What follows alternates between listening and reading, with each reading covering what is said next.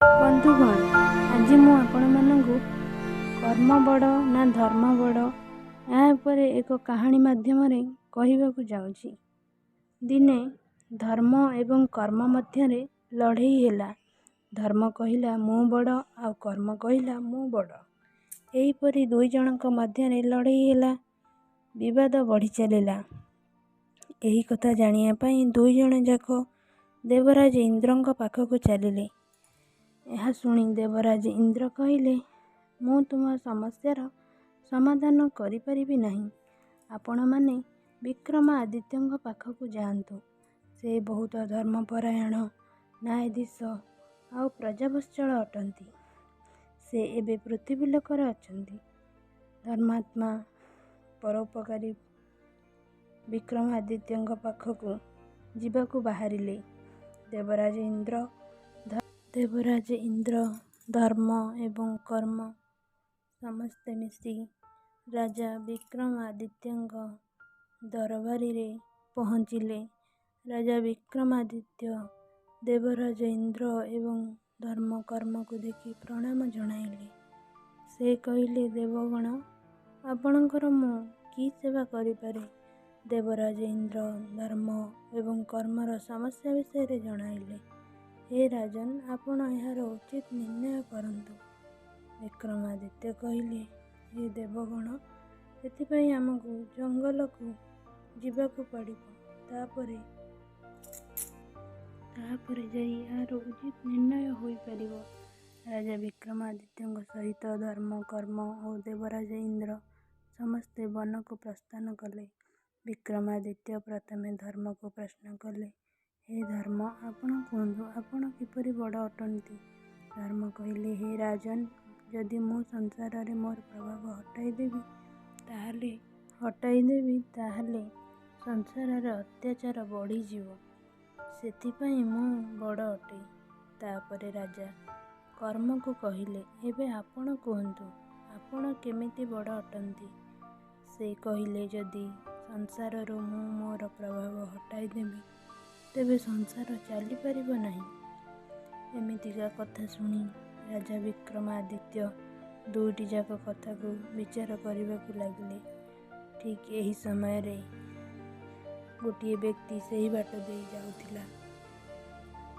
ସେ କର୍ମକୁ ସଙ୍ଗେ ସଙ୍ଗେ କହିଲେ, କର୍ମ, ସେ ଯେଉଁ ବ୍ୟକ୍ତିଟି ଯାଉଅଛି ତାକୁ ଯାଇ ପଚାରନ୍ତୁ ସେ କେଉଁ ଆଡ଼େ ଯାଉଅଛି ଏବଂ ତାକୁ ସମ୍ମାନର ସହିତ କାର୍ଯ୍ୟ କରାନ୍ତୁ।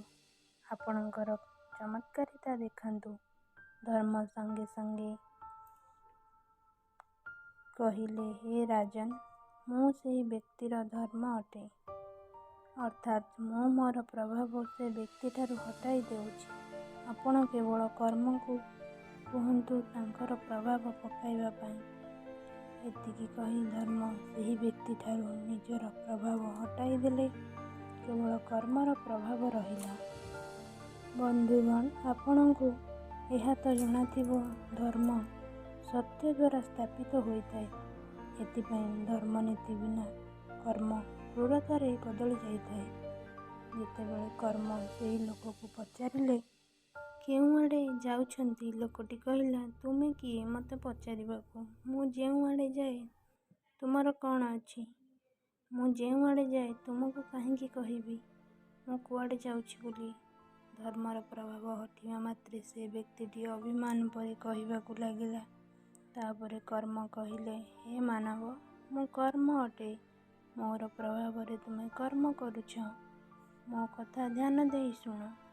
ତୁମେ ତୁମର ଗୁରୁଦେବଙ୍କ ପାଖକୁ ପହଞ୍ଚିବା ମାତ୍ରେ ଭଲ କାର୍ଯ୍ୟ ପାଇଁ ବର ମାଗିବ। ବରଦାନ କଥା ଶୁଣିବା ମାତ୍ରେ ତା ମନ ମଧ୍ୟରେ ସ୍ୱାର୍ଥ ଜାଗି ଉଠିଲା ଆଉ ସେ କର୍ମର କଥାରେ ପ୍ରସନ୍ନ ହୋଇଗଲା। ବନ୍ଧୁଗଣ, ଏହାପରେ ସେ ବ୍ୟକ୍ତିର ଜୀବନ ଧୀରେ ଧୀରେ ସମାପ୍ତ ହେବାକୁ ଲାଗିଲା। ସେ ଯେତେବେଳେ ଗୁରୁଦେବଙ୍କ ପାଖରେ ପହଞ୍ଚିଲା, ସେହି ସମୟରେ ଗୁରୁଦେବ ତପସ୍ୟାରେ ଲୀନ ହୋଇଯାଇଥିଲେ। ତାପରେ ସେହି ବ୍ୟକ୍ତି ଜଣକ ଗୁରୁଙ୍କୁ ଉଠାଇବାକୁ ଚେଷ୍ଟା କଲା, କିନ୍ତୁ ଗୁରୁ ତପସ୍ୟାରେ ଲୀନ ଥିବାରୁ ଉଠିଲେ ନାହିଁ। ବ୍ୟକ୍ତି ଜଣକ ଗୁରୁଙ୍କ ଉପରେ ବହୁତ ରାଗିଗଲେ। ଏହା ସବୁ ରାଜା ତାଙ୍କ ଦିବ୍ୟ ଦୃଷ୍ଟିରେ ଦେଖୁଥିଲେ। ତାପରେ ଧର୍ମରାଜ ତାଙ୍କ ପ୍ରଭାବ ସେ ଗୁରୁଙ୍କ ଠାରୁ ମଧ୍ୟ ହଟାଇ ଦେଲେ।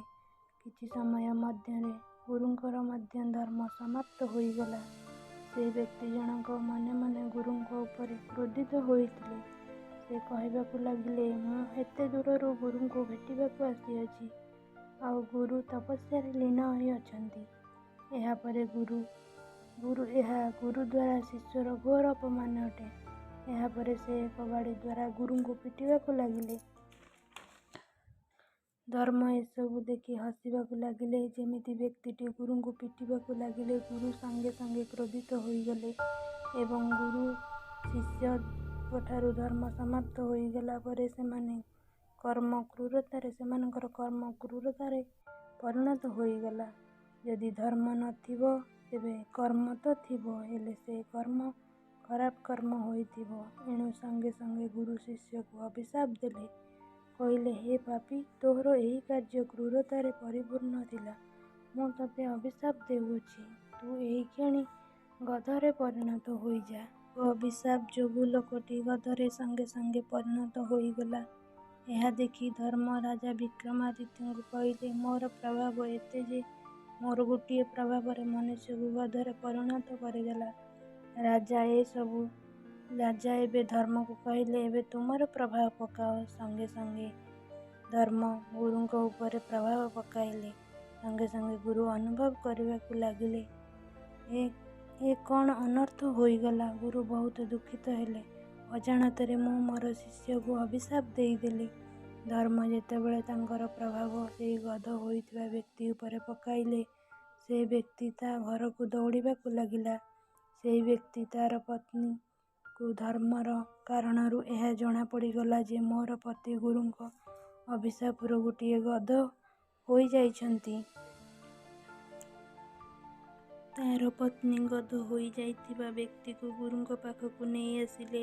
ଗୁରୁଦେବ, ମୋତେ ରକ୍ଷା କରନ୍ତୁ, ଆପଣଙ୍କ ଅଭିଶାପକୁ ଫେରାଇ ଦିଅନ୍ତୁ। ଗୁରୁ କହିଲେ, ହେ କନ୍ୟା, ମୁଁ ଏ ଅଭିଶାପକୁ ତ ଫେରାଇ ପାରିବି ନାହିଁ, କିନ୍ତୁ ଏହାକୁ ଉପାୟ ବତାଇ ଦେବି। ଏଥିରୁ ମୁକ୍ତ ହେବା ପାଇଁ ଉପାୟ ବତାଇ ଦେଉଛି।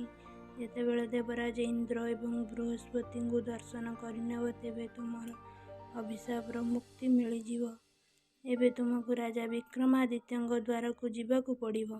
ଦୁହେଁ ଯାଇ ରାଜା ବିକ୍ରମାଦିତ୍ୟଙ୍କ ଦରବାରରେ ପହଞ୍ଚିଗଲେ। ଦେବରାଜ ଇନ୍ଦ୍ର ମଧ୍ୟ ଥିଲେ। ଧର୍ମ ଏବଂ କର୍ମ ମଧ୍ୟ ରାଜ ଦରବାରରେ ପହଞ୍ଚି ସାରିଥିଲେ।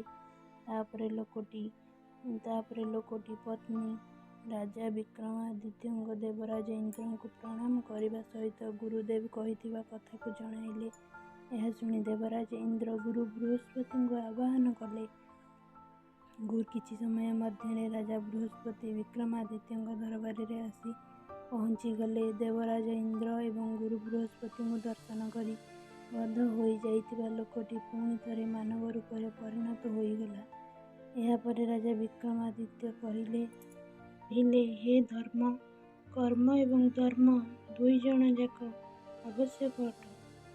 କର୍ମ ବିନା ଧର୍ମ ତ ହୋଇପାରିବ, ଧର୍ମ ବିନା କର୍ମ ତ ହୋଇପାରିବ, କିନ୍ତୁ ସେହି କର୍ମ ଅତ୍ୟାଚାର, କୁକର୍ମ, ଅନ୍ୟାୟ, ଅପରାଧ, ପାପ ଏବଂ କ୍ରୂରତାରେ ପରିଣତ ହୋଇଯିବ।